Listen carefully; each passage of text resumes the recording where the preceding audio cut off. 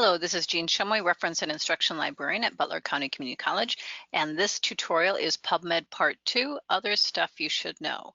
So in the first part, I went over searching in keyword and subject heading modes, and in this half of the tutorial, I'm going to talk about setting limits, saving and printing, and your full text options, which are all good things to know in PubMed.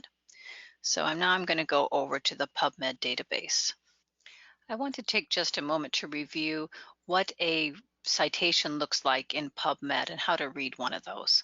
So here's an example of a citation from PubMed. When you look at one of these, and maybe I can increase the size of this a little bit. Nope.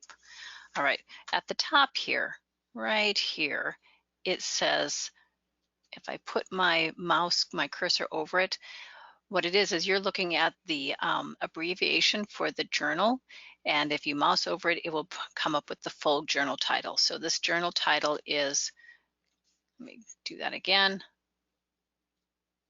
Comprehensive Child and Adolescent Nursing. And this is very important. This is the title of the journal that this article was published in. Next to that is the year it was published. So this was published in 2017. And then it gives you your volume and your issue numbers and your pages.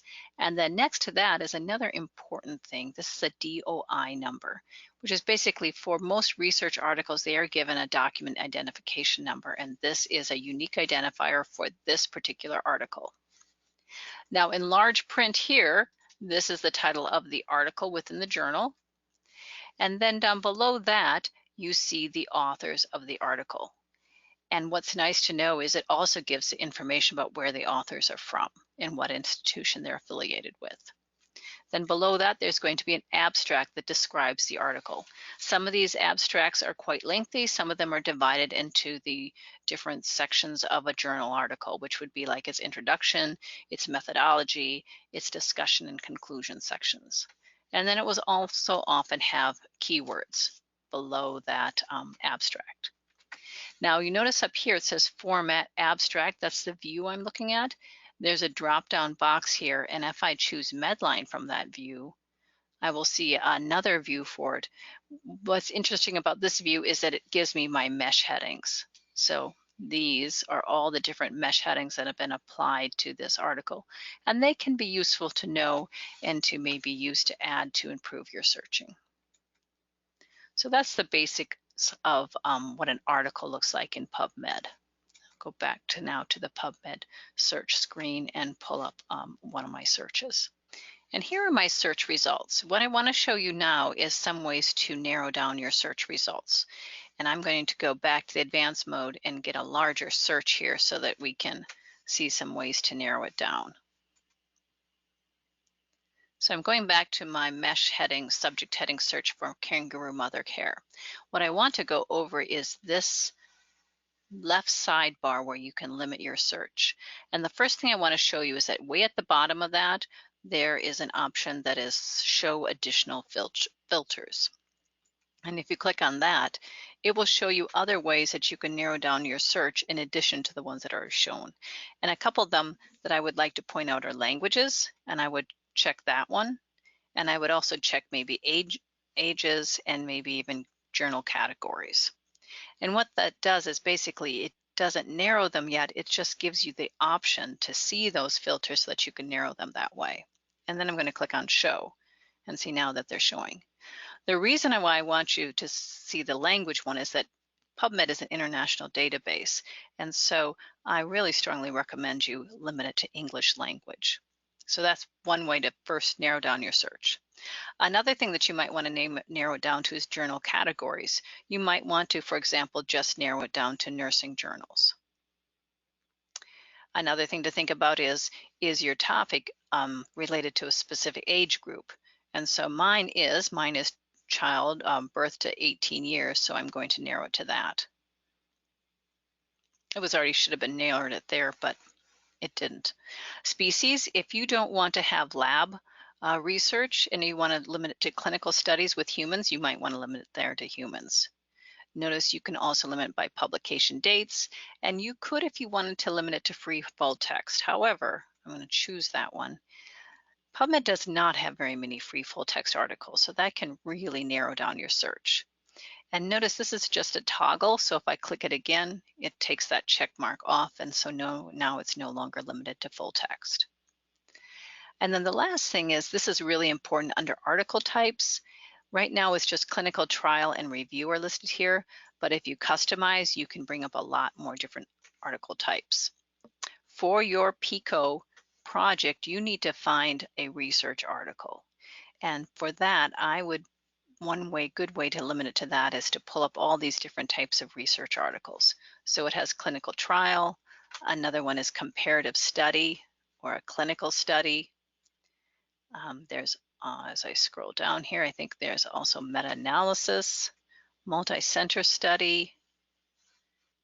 I'm just increasing my options of ways I can narrow down the search. Randomized control trial and systematic reviews. And then I say show. And then if I want to selecting these one at a time, I check them and you have to wait for the search. And it's going to look for any of these. So it doesn't have to find all of them, but it wants any of the ones that are checked. So you see how it slightly increases as I check them. You don't want review. Review is a review of the literature. And for this, that's great. You could have it as one of your research options, but I do want to find for your article something that's also a research article.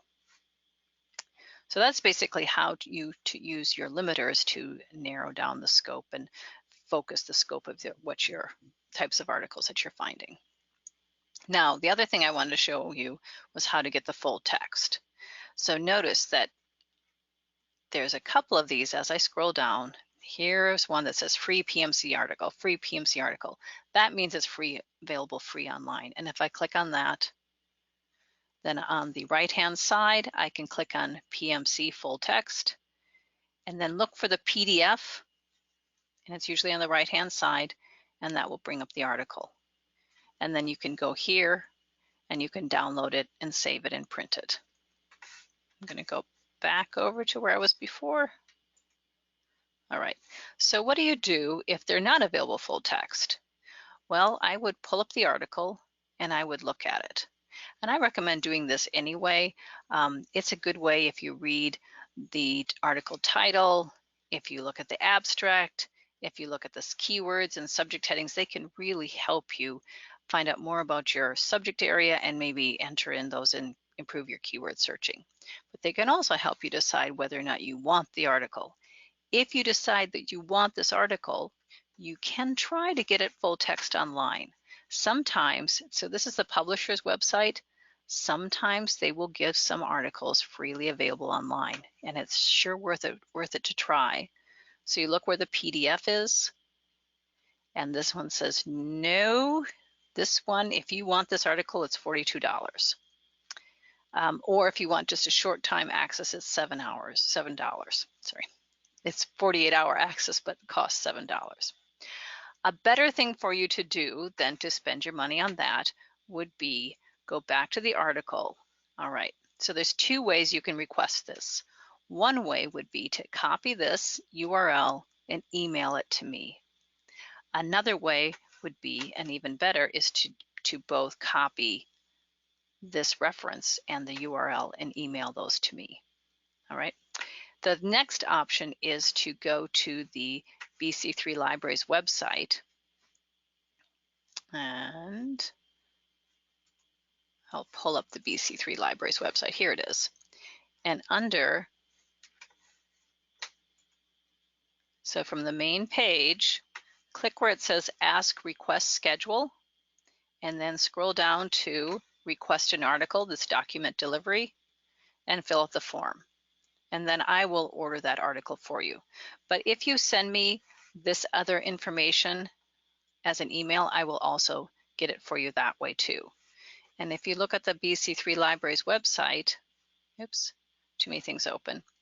If you scroll down, you can see there I am, Jean Shumway, librarian, and there's my contact information, and you can email me. And my email address is just jean.shumway@bc3.edu. Okay, so going back. So that's how you get an article that is not available full text in Pubmed. Usually when I order an article for you, it's going to take about a day to get it. Be careful when you're in Pubmed. Some of these journals are international in scope, and when they're international journals like the Scandinavian Journal of Caring Society, it's not saying I can't get them, but sometimes it's a little bit harder for me to get those journal articles. So that is basically the basics of using limiters and getting the full text articles and printing your articles. If you have more questions, for me, you can just go over and find me on the BC3 website or email me at jean.shumway@bc3.edu.